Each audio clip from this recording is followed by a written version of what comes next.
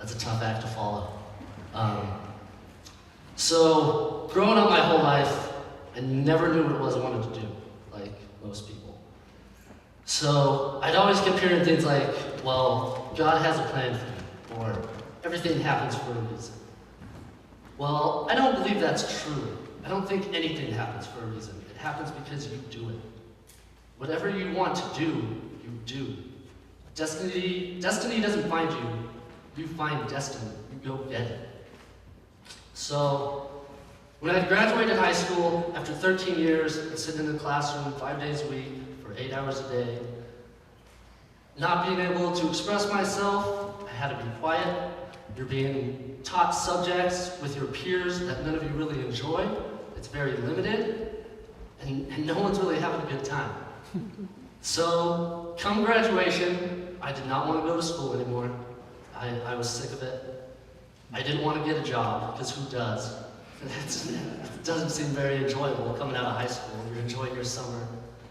So, instead of trying to go away, which I couldn't, because I had no money, I had no job, I had no car, I lived with my parents.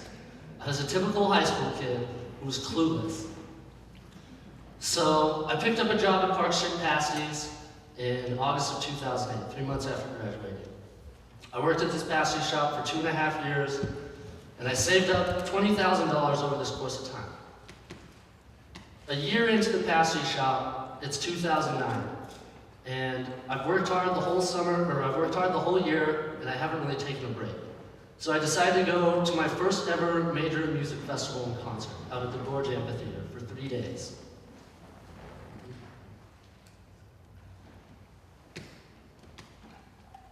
One of the most beautiful places on earth. And once you go there, it changes you.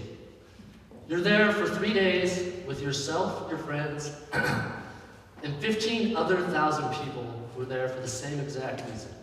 For music, to get away from their everyday life, to get away from school, to get away from their job, and to connect. So, after this amazing weekend, I go back to work, and I'm back inside of a small pasty shop for 5 days a week, 8 hours a day, all by myself, doing the same thing over again that I had just done the last 13 years of my life. I wasn't happy, but I knew I had to put up with it. I had to keep going. It was my first job. You know, that's what everyone keeps telling me, just keep going, you got this. And I put up with it. It'll be worth it in the end. So, a year and a half later, I put in my 2 weeks notice. I have my $20,000 all saved up over the last 2.5 years, and I'm ready to spend every last bit of it. I asked my parents for the keys to their car for off and on for the whole summer. From April to September, I spent every last bit of that money on music and art. I went up to over 60 major music festivals and concerts in that time, and I met some of the most interesting people in the world. This man here had been working at Red Rocks since he was 26 years old. All he does is sell beer. He gets to go to all the shows he wants, meet all the people he can, and he meets a lot of people because he sells beer. So he had been doing this for the last 50 years, and he absolutely loved it. I continued to go to shows, and I continued to meet people. The shows got more fun, and we started getting covered in paint. And sometimes, you'd even get creative and wear a funny outfit. That way, you know, it helps people feel more comfortable. When you're different, nobody else is afraid to be different, because you're that goofball. So if there's one goofball, people will follow. So, you know, every now and then, I'd get lucky at a show, and I'd get pulled up on stage. And it wouldn't have happened if I didn't go to the shows. I didn't get pulled up because it was destiny. I got pulled up because I went there. I was lucky out of one of 2 people to be able to be pulled up because I made myself noticed. So, the summer is now over. I've had the best 5 months I've possibly could spending this $20,000. But I no longer live with my parents. I'm broke. I still have no car.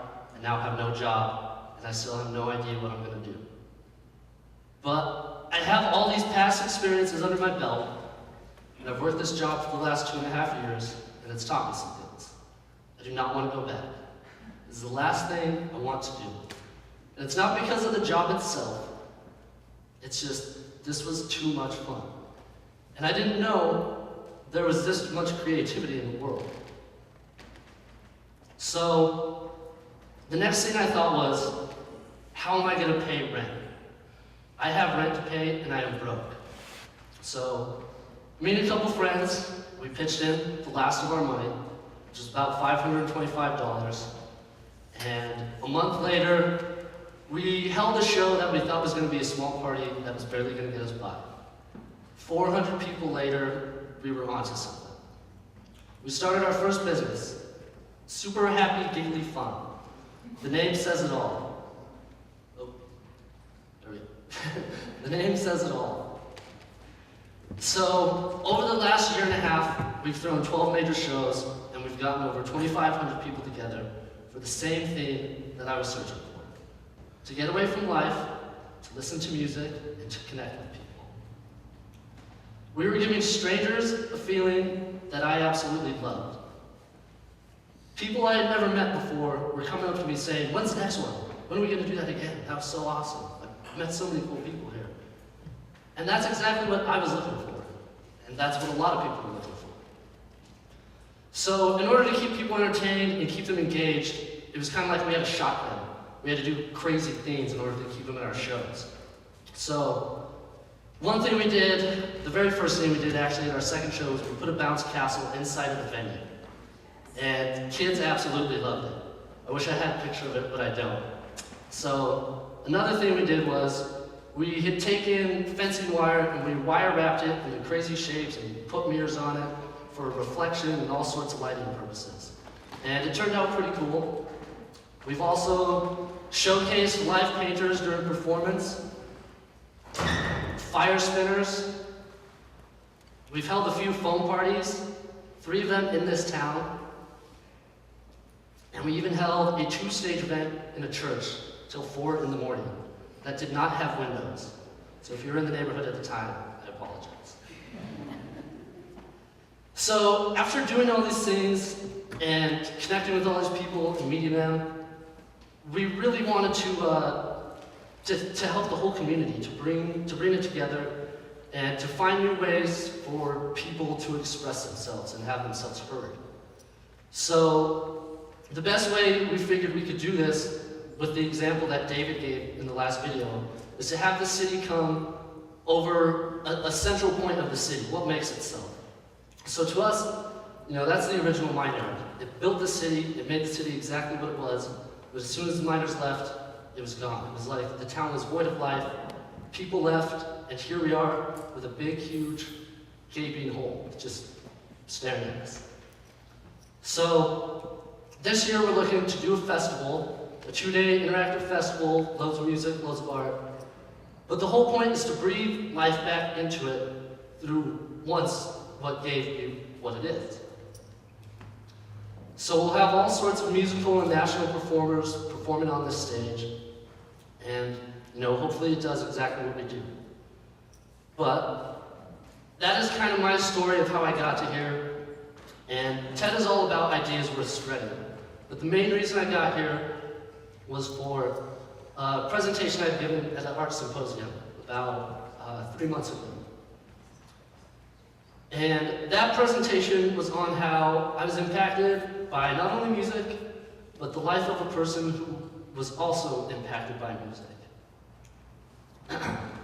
I've never quite met a person like this in my life. On March 30th, 1992, Sarah Merle the Boggy was born. Sarah had a vivacious and don't take shit, never back down kind of attitude. She had passion. A passion that could move your feet to the rhythm of a drum or move a mountain. Sarah impacted more lives in her young lifespan on this earth than I could have ever thought possible. And she had impacted me through music and through her attitude. I may not have been one of the closest people to Sarah throughout my life, but like I said, she made an impact. So I wanted to make that continue. And I know a lot of people did. Her friends, her family, even people who didn't really know her. So, with a lot of discussion and deliberation and talking and ideas came together, we found a way to make what was started as a small idea. It turned into a huge dream with a huge bunch of goals. But the first thing we did was on March 30th, 2013, Sarah's birthday, 13 months after she passed, we held the ceremony, celebration of Sarah. It was an 8-hour time lapse of music and dancing. We raised over $1,300 on this night, and we'll continue to raise more. But it was such a special night. We formed a scholarship program in honor of her life, Keep Dancing. While the musicians played, the drummers drummed, tappers tapped, dancers gave it their all. They danced their hearts out. There was tears throughout the whole night. You could feel emotion. It's what you go to a show for. To connect with people, to know why you're there, and to have that overall feeling of something bigger. So, the most profound moment throughout this whole night, though, was the Trapdoor Project.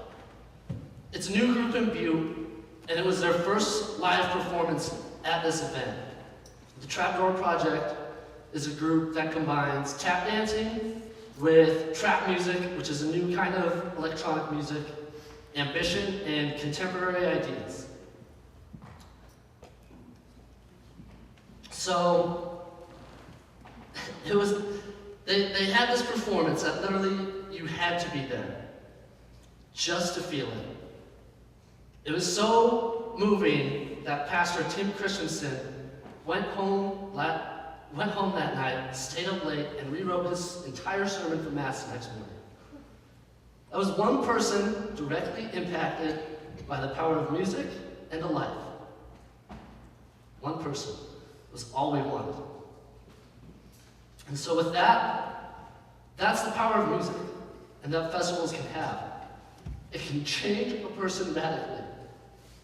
And with that, here's a video, and thank you.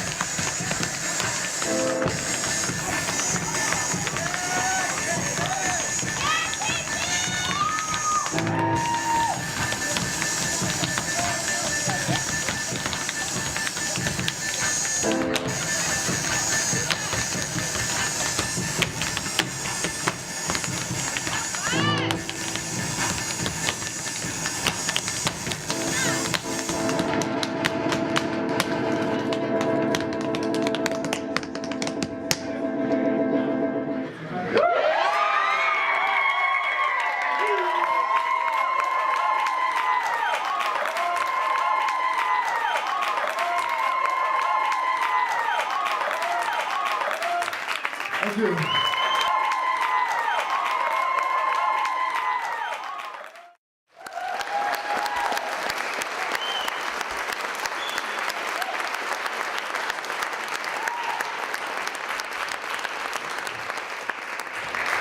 so that was the performance from that night, and that's just a small example of how music can impact.